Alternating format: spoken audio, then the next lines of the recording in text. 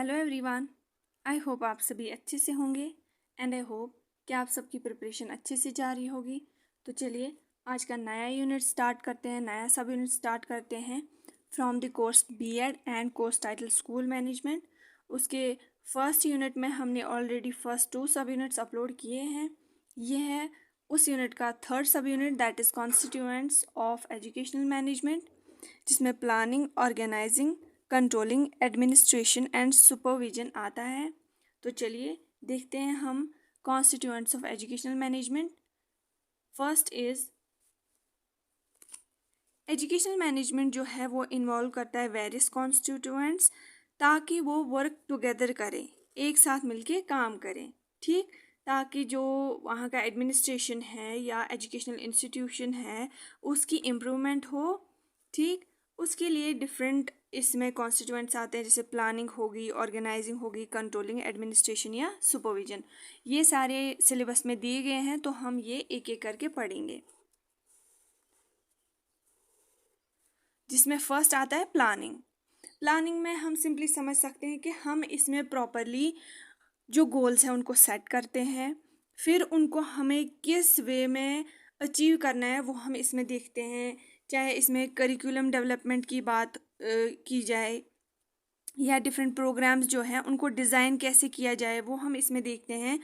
और इसके साथ ही साथ शॉर्ट टर्म हो गए या लॉन्ग टर्म जो प्लानिंग है वो इसमें हम करते हैं, जैसे कि लेसन प्लानिंग हम इसमें करते हैं, जो इंस्टीट्यूशनल एक्टिविटीज़ है वो हम इसमें करते हैं, ताकि जो ओवरऑल जो हमारा इंस्टीट्यूशन है उसकी डेवलपमेंट हो और हम उसकी एक्सीलेंस अश्योर कर सकें। Effective planning ensures that educational resources are allocated effectively or efficiently, time is utilized effectively, and students receive a well-rounded education tailored to their needs and abilities. इस planning में क्या आता है, एक इफ़ेक्टिवनेस इसमें हम लाते हैं, ताकि हम इंश्योर करें कि जो रिसोर्सेज हमारे पास है, चाहे फिर मटेरियल रिसोर्सेज हो गए या ह्यूमन रिसोर्सेज हो गए, उनको हम प्रॉपरली एलोकेट करें। एलोकेट मतलब कि जैसे मैं बोलते आ रही हूँ बार बार कि जो अगर फॉर एग्जांपल कोई टीचर वेल क्वालिफाइड है इन मैथ्स, तो उसको हम साइंस या उसको हम इंग्लिश पढ़ाने को नहीं देंगे, उसको हम प्रॉपरली मैथ्स पढ़ाने को देंगे, ताकि वो इंटरेस्टिंगली बच्चों को पढ़ाए और उनको अच्छे से ओवरऑल डेवलपमेंट हो इन मैथ सब्जेक्ट। तो ये आता है प्लानिंग में, मतलब कि कौन किस चीज़ के लायक पढ़ाने के लायक है उसको वही सब्जेक्ट देंगे, या बच्चों को कौन सा सब्जेक्ट किस तरह उनको पढ़ाया जाए। जैसे साइंस वगैरह थोड़ा टफर माना जाता है, तो वो हम फर्स्ट क्लास उनको प्रोवाइड करेंगे, पहली क्लास। तो ये सारा हम प्लानिंग में देखेंगे कि कैसे हम ये सारा सेट करेंगे और फ्यूचर में जो बच्चे हैं वो अच्छे से उनकी वेल राउंडेड एजुकेशन उनको दी जाए, मतलब चाहे फिर कॉग्निटिव डेवलपमेंट हो उनकी, फिजिकल, इमोशनल, वो सारी उनकी हो जाए, सारी ग्रोथ हो जाए उनकी, या सारी डेवलपमेंट हो जाए। ये नहीं कि बस पढ़ाना, हमें उनके प्लेइंग में भी उनको टेक पार्ट कराना है, ठीक है, डिफरेंट एक्टिविटीज़ में टेक पार्ट कराना है। ये सारा हम कैसे करेंगे वो हम प्लानिंग में सेट करते हैं पहले ही। फिर है नेक्स्ट इज़ ऑर्गेनाइजिंग। अब जो हमने ये प्लानिंग में ये प्रॉपरली स्केड्यूल बनाया कि हमें क्या क्या गोल्स है, क्या क्या प्रोग्राम्स हमें सेट करने हैं, कैसे हमें उनको डिज़ाइन करना है, वो तो हमने प्लानिंग में सेट कर लिया। अब हमें देखना है कि हम इनको ऑर्गेनाइज कैसे करेंगे प्रॉपर वे में, ताकि हमारा जो गोल है फ्यूचर का वो हमें फुलफिल हो। Organizing entails structuring the educational environment in a way that facilitates the attainment of educational goals. ये वही बोल रहा है जो मैंने पहले भी बोला। इसमें हम क्या करते हैं, वैसे एजुकेशनल एनवायरनमेंट स्ट्रक्चर करते हैं या ऑर्गेनाइज करते हैं, ताकि आगे जाके हमारे गोल्स अचीव हो जाए जो हमने सेट किए, ठीक है।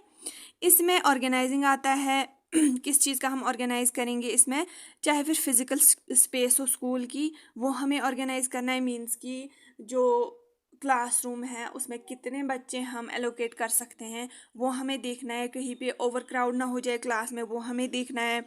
ग्राउंड जो है वो छोटा तो नहीं पड़ रहा, वो रिक्रिएशनल है कि नहीं, बच्चों को उसमें अच्छे से मतलब अच्छा लगता है खेलना कि नहीं, वो हमें फिजिकल स्पेस में स्कूल के देखना है। एलोकेट रिसोर्सेज में आता है चाहे क्लासरूम्स हो गए, टेक्स्ट बुक्स होगी, टीचिंग मटेरियल हो गया, उसको हमें प्रॉपरली एलोकेट करना है। मतलब कि अगर 8th क्लास के बच्चे बहुत ज़्यादा है 30-40, उनको हमें छोटे क्लास में नहीं रखना है, उनको हमें बड़े क्लासरूम में रखना है, तो वो हमें देखना है।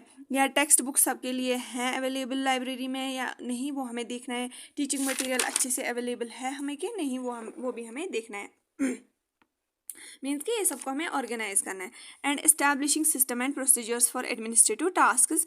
Additionally organising involves creating schedules, assigning roles and responsibilities to teachers. जैसे फॉर एग्जाम्पल हमें स्केड्यूल बनाना है, प्रॉपरली टाइम टेबल बनाना है, हमें फिर असाइन करने हैं रोल्स की, किस टीचर को क्या क्या पढ़ाना है वो हमें उनको बताना है, और उनको क्या क्या रिस्पॉन्सिबिलिटीज़ है। मतलब कि सुबह टीचर्स को स्कूल में अगर 30 टीचर्स है तो 15 टीचर्स को बोलना है एक हफ्ते आप सुबह सुबह असेंबली अटेंड करो, और नेक्स्ट हफ्ते या नेक्स्ट वीक अदर 15 टीचर्स जो है वो अटेंड करेंगे, और जो पहले वाले थे वो रेस्ट करेंगे। तो ये हमने एक किस्म की रिस्पॉन्सिबिलिटी उनको दी ताकि वो पंक्चुअल रहे और अच्छे से काम भी कर सके। ठीक, इससे क्या होगा, एजुकेशनल प्रोग्रेस होगी, बच्चे भी अच्छे से पढ़ पाएंगे और टीचर्स भी अच्छे से पढ़ा पाएंगे, ताकि ओवरऑल आउटकम जो है लर्निंग एक्सपीरियंस में वो अच्छी आ जाए। बाय ऑर्गेनाइजिंग रिसोर्सेज, ऑर्गेनाइजिंग मतलब कि रिसोर्स को ऑर्गेनाइज करने से क्या होता है, मैनर्स जो है वो बच्चों के साथ टीचर्स के साथ कोहेरेंट रहते हैं, वो ज़्यादा थकते नहीं, वो ज़्यादा मतलब कि तंग नहीं हो जाते। तो ये सब ऑर्गेनाइजिंग से क्या होता है, प्रोडक्टिविटी जो है वो मैक्सिमाइज होती है। जब हम प्रॉपरली हर किसी को रिस्पॉन्सिबिलिटी देंगे, बच्चों को भी अच्छे से सूदिंग टाइम टेबल प्रोवाइड करेंगे, तो कोई भी चिड़चिड़ा नहीं होगा। उससे क्या होगा, अच्छे से प्रोडक्टिविटी जो है या गोल जो हमारे हैं वो अचीव होंगे और प्रोडक्टिविटी इंक्रीज होगी।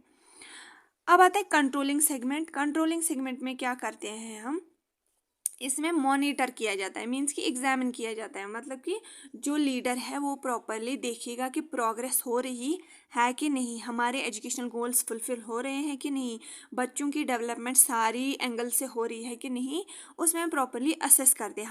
हमने जो प्लान्स सेट किए थे या ऑब्जेक्टिव सेट किए थे प्लानिंग स्टेप में, क्या वो फुलफिल हो रहे हैं कि नहीं, कौन कौन से हमें स्टेप्स है जो आगे जाके लेने हैं। इससे हम प्रॉपरली ट्रैक करते हैं बच्चों को, या जो भी हमने गोल सेट किए वो हम प्रॉपरली ट्रैक करते हैं। फिर आती है administration. Administration in educational management refers to the progress of overseeing day to day operations. हर रोज़ जो भी हमने रोल्स या रिस्पॉन्सिबिलिटीज़ असाइन किए, क्या वो प्रॉपरली ऑपरेट हो रहे हैं कि नहीं, वो प्रॉपरली एडमिनिस्ट्रेशन में क्या किया जाता है, ओवरसी किया जाता है।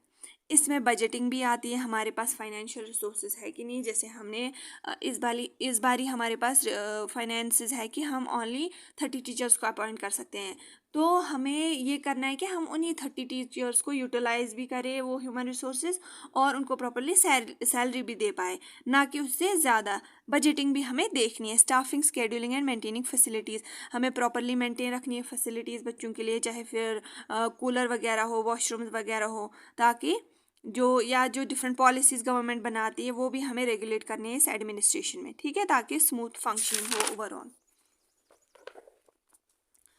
सुपरविजन, अब आता है लास्ट स्टेप, सुपरविजन करना है, सुपरवाइज भी करना है। इसमें क्या करना है, गाइडेंस प्रोवाइड करनी है, चाहे फिर वो सपोर्ट हो, फीडबैक लेना हो टीचर से, वो इसमें आता है। जहाँ पे एक सुपरवाइजर क्या करता है, वो गाइडेंस तो देता ही देता है, सपोर्ट भी करता है, और लास्ट में फीडबैक भी लेता है टीचर्स से बच्चों के रिलेटेड, और स्टाफ की इम्प्रूवमेंट भी करता है उनकी परफॉर्मेंस को, और एनहेंस करता है लर्निंग आउटकम्स, बच्चे अच्छे से पढ़ रहे हैं कि नहीं वो भी हम इसमें देख लेते हैं। It involves observing classroom instructions, conducting teacher evaluation, offering professional development opportunities. ये जो सुपरविजन स्टेप है इसमें प्रोफेशनल डेवलपमेंट देखी जाती है। मतलब कि क्लासरूम इंस्ट्रक्शंस ये देखते हैं, और क्या ऑब्जर्व करते हैं, टीचर इवैल्यूएशन, टीचर अच्छे से पढ़ा रहा है कि नहीं, वो बस टाइम बच्चों को अच्छे से एफिशिएंटली पढ़ा रहा है कि नहीं, या वो टाइम वेस्ट कर रहा है क्लास में, वो इनको देखना है। ठीक है। प्रोफेशनल डेवलपमेंट अपॉर्चुनिटीज़, मतलब कि ये ओवरऑल टीचर्स को देखता है, मतलब कि वो कैसा पढ़ाते हैं वो इसमें देखा जाता है। ठीक, और बच्चों की पढ़ाई को देखा जाता है सुपरविजन में। यहाँ पे फिर से मैं बता देती हूँ, मतलब कि सुपरविजन में एक सुपरवाइजर क्या करता है, वो देखता है कि टीचर्स अच्छे से पढ़ा रहे हैं, वो क्वालिटी एजुकेशन प्रोवाइड कर रहे हैं कि नहीं। एडमिनिस्ट्रेशन में क्या देखा जाता है, overall day to day operations, मतलब चाहे फिर इसमें फाइनेंशियल रिसोर्सेज हो गए या स्टाफिंग टीचर्स पूरे हैं कि नहीं, कम मत पढ़ रहे हैं, उनको और अपॉइंट मत करने हैं, वो इसमें देखा जाता है। लेकिन सुपरविजन में क्या देखते हैं एक सुपरवाइजर, कि टीचर्स अच्छे से पढ़ा रहे हैं कि नहीं, क्वालिटी एजुकेशन प्रोवाइड कर रहे हैं कि नहीं, फिर वो बच्चे जो है वो उसको ग्रास्प कर रहे हैं कि नहीं, ये सुपरविजन में आता है।